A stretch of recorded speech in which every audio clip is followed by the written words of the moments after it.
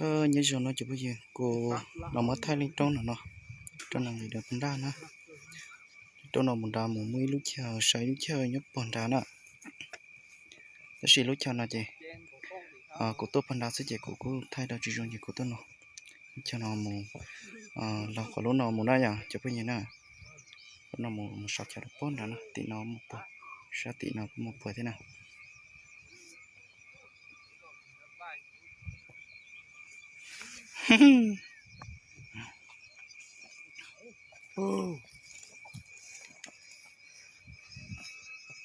ra vị trí kìa, quay kia đang lên đấy. đỉnh này câu quá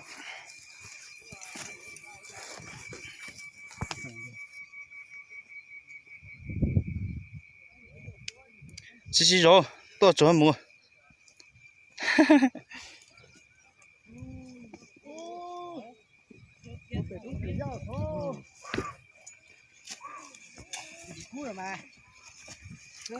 ý này ở chỉ bỏ như một tí rồi Alo. Bye. Dạ hello nhân dòng à Có điều mẹ này. Có xin đây về. nó mà lại đá cho nhân nó chỉ xó luôn tái nó nỉ sao chỗ thế đấy thì bố bé sữa rồi còn đâu Chạy thâu ơi. Con này nó cũng là nhảy cũng quả này. cô là Nó cũng cảm đã sữa. À, cô này là sao ta? À chuột trâu đi. hay người à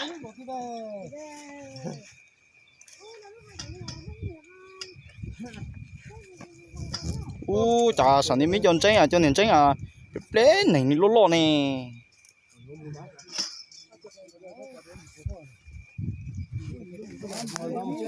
Còn đang được kia là thì mới không? À, phải thì cú chỉ là phải đi nữa. Đây là đi mốt chứ này, đã điểm lỗ là mà. Chắc còn mình không phôi đâu đấy.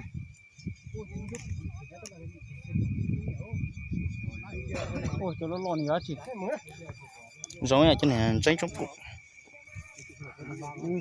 tất cả quay vòng cái đường xe kia là về là của mình hết. Đấy, mình hết. Cô bà lủng, cô dinh lủng cả cái 2-3 khu này luôn.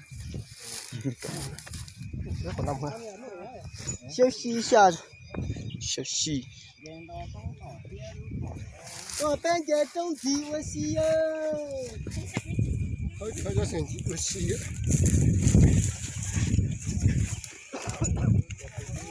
Con đang đổ cái tôi này.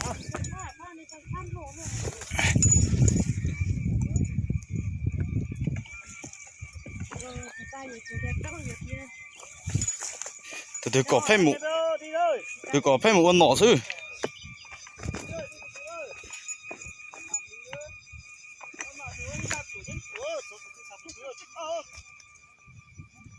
Cái bố lên là chỉ không khó.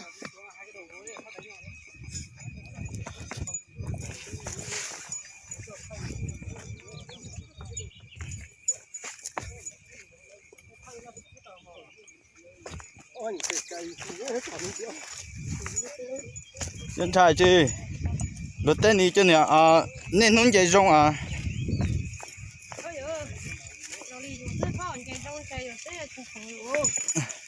ôi giờ mà chỉ giờ đấy thua đấy chả yên gì bé lo nhỉ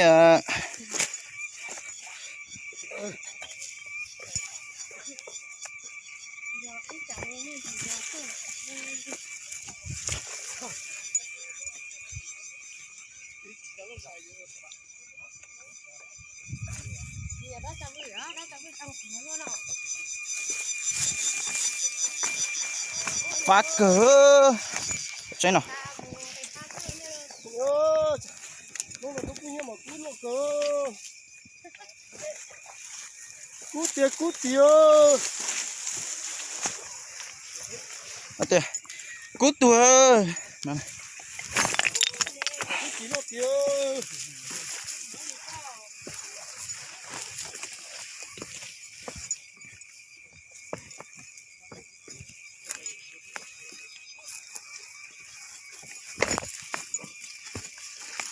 ai yo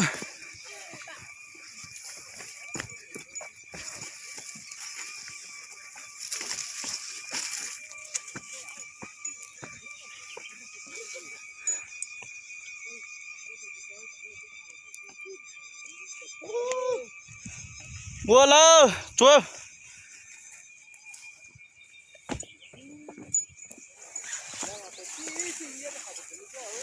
xuống nữa chỉ phải nhìn nữa ba nữa sao đi sao nó nói số tao nó số thế gì sao chập lại nè tao lát trong xem nào không tao xuyên rồi chị lát trong xem là chẳng có trâu cũng nhẹ thế này tao này nhớ bỏ sát tiểu lại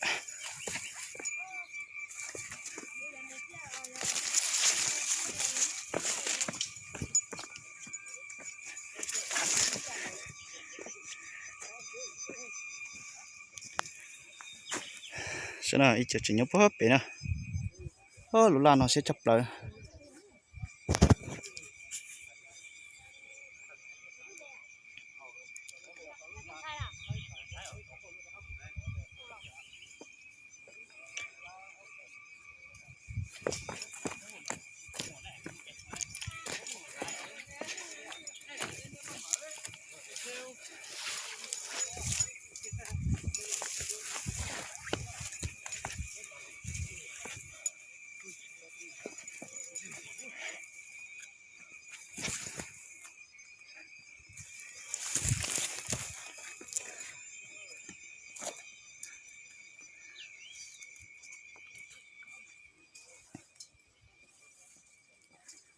như cho nó chỉ bây giờ nó cứ thay là tự nhiên nó sẽ là nó phát không chỉ cứ thay nó một tàu kè nè dạ như cho nó sẽ đây nè